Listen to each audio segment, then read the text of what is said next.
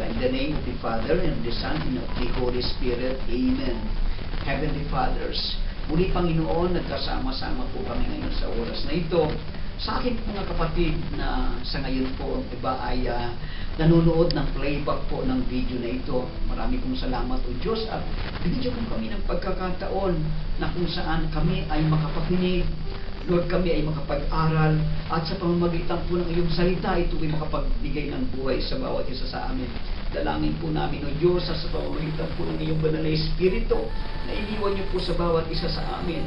Ito po ang mamagitan at totoo, Panginoon, na sa bawat oras na kung saan ay hinahanap ka namin sa aming buhay, totoong ikaw ay nangungusap. Sapagkat sinabi mo, ang sino naghahanap, ang sino kumakatok, ay pinagbubuksan. Lord, mangyari nawa ang iyong kalooban sa bawat isa sa amin at sa pamagitan po ng iyong salita, magkaroon po kami ng panibagong pananaw sa aming buhay. Lord, we praise you, we glorify you, at inaangkin po namin ang katagumpayan po ng pag-aaral namin ng mabuting balita na nanggagaling sa iyo. To God be the glory. In Jesus' mighty name we pray. Amen and amen. In the name of the Father, and the Son, and the Holy Spirit. Amen. Praise God. So, alam ko po, yung iba sa inyo, katulad ko, galing din po sa work, ay talaga po naman, minsan nandun po yung pagod natin. Amen. Pero sa aking pag-aaral po ngayon, ay kalimutan muna natin yung mga pagod na yan. Kalimutan muna natin yung lahat ng mga problema na yan at ituloy po natin dito sa salita ng Diyos, dito sa gospel na ating pong pag-aaralan. At ang gospel po ngayon is taken from Matthew chapter 11 verse 20 to 24. At ito pong gospel na ito ang ipinagdiriwang sa buong mundo, no, sa Catholic Church, no? At ito po ang ating pagdinilayan. Amen. So, at aking pong babasahin. Ganito po ang nakalagay. Inuulit ko po, chapter 11, Matthew, verse 20 to 24. Then Jesus began to denounce the cities in which most of his miracles had been performed, because they did not repent. Woe to you, Chorazin! Woe to you, Bethsaida! If the miracles that were performed in you had been performed in Tyre and Sidon, they would have repented long ago in sackcloth and ashes. But I tell you, it will be more bearable for Tyre and Sidon on the day of judgment than for you. And you, Capernaum, will you be lifted up to the skies? No, you will go down to the depths. If the miracles that were performed in you had been performed in Sodom, it would have remained to this day. But I tell you that it will be more bearable for Sodom on the day of the judgment than for you. Mga kapatid kay Kristo, mga pinagpala ng Panginoon sa upasan ni Yahweh El Shaddai, ang mabuting balita sa atin ng Panginoon Jesus. Praise God. Pinipurigan namin Panginoon. Hallelujah. So, brother and sister in Christ, itong nais na iparating sa atin sa gospel na ito, na mismong ang ating Panginoong Jesus ang nagsabi. At maganda po itong namnamin po natin sa Tagalog. English po yung binasa ko kanina. Nang sabi po dito, sabi dun sa verse 20, at sinimulang tuligsain ni Jesus ang mga bayang ginawa niya ng karamihan sa kanyang mga himala. Amen? Sapagkat hindi sila nagpanibagong buhay. Sawimpalad kayong mga bayan ng Chorazin at Bethsaida. Kung sa Tiro at Sidon nangyari ang mga himalang naganap sa piling ninyo, matagal na sana silang nagsisi ng may abo at sako. Binanggit po dito yung sackcloth at saka yung ashes, itong tinatawag na abo at sako, sapagkat ng mga kapanahonan po doon sa lumang tipan, yung mga tao na nagsisisi ng kanilang mga kasalanan, no, ay sa paglapit nila sa Panginoon, sila po ay nagdadamit ng sako at nagpupunas ng abo. Amen po. Bilang pagsisisi sa kanilang mga kasalanan. Amen. So ito po 'yon. Ito po yung sinasabi ng ating Panginoon. Remember, ang sinasabi po dito ng Panginoon na nung mag-perform siya ng miracle, maraming nakakita sa bayang sinasabi niya na ito, no? Kaya nga sabi niya dito sa Bethsaida, no?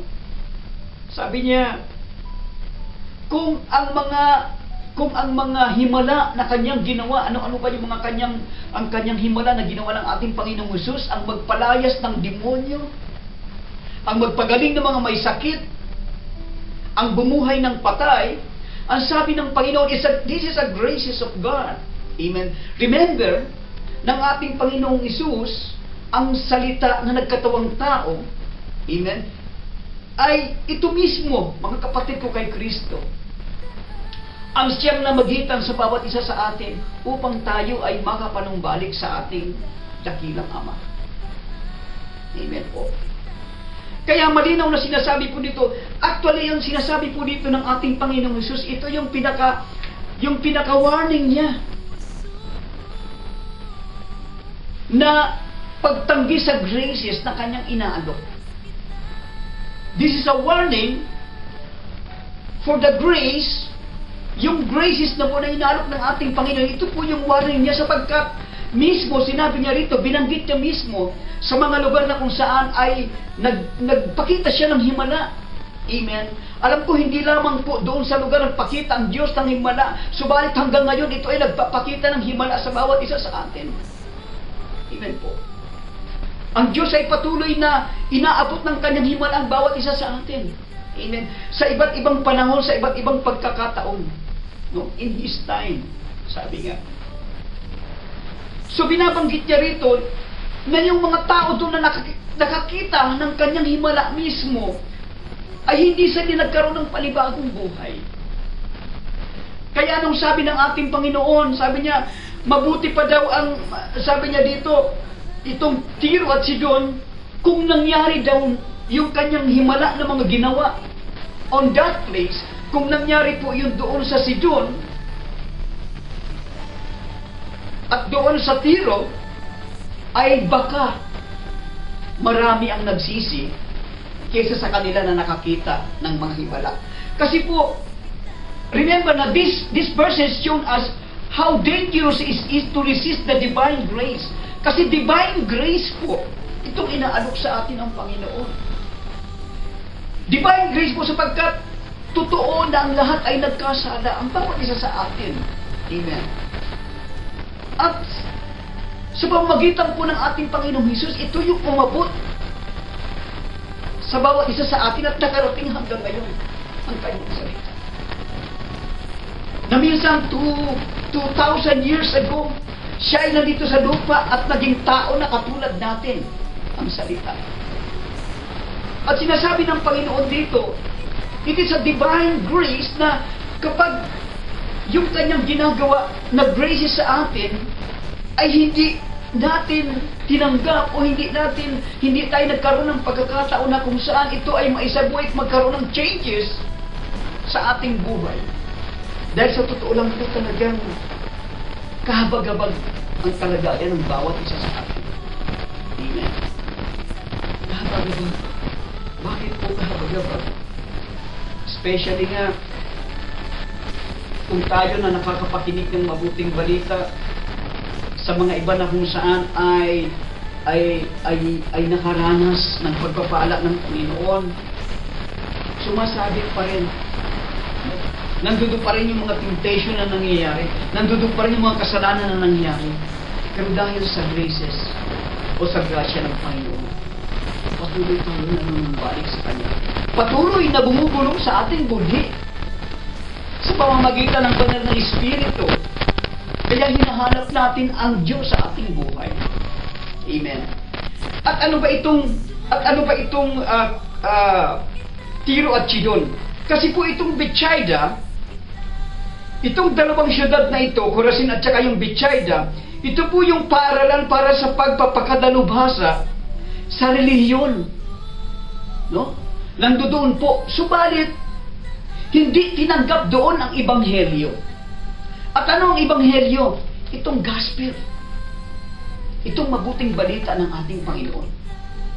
Kaya nga ito yung warning niya sa kanya sa mga taga roon no? At sinabi niya pa rin dito yung lugar sa Capernaum, sabi niya, at ikaw naman, Capernaum, itataas ka ba sa langit? No, sapagkat doon karamihang ginawa ng mga miracle ng ating Panginoon ay doon sa lugar na yon. Kaya nga pati doon sa Capernaum, sabi niya, tataas ka ba sa langit? Ang sabi ng Panginoong Hesus, hindi. Itatapong ka sa kaharian ng mga patay. Sapagkat kung sa Sodom nangyari ang mga himalang naganap sa iyo, mananatili pa sana ngayon ang Sodoma. Remember, no? Sabi ng Panginoong Hesus, no?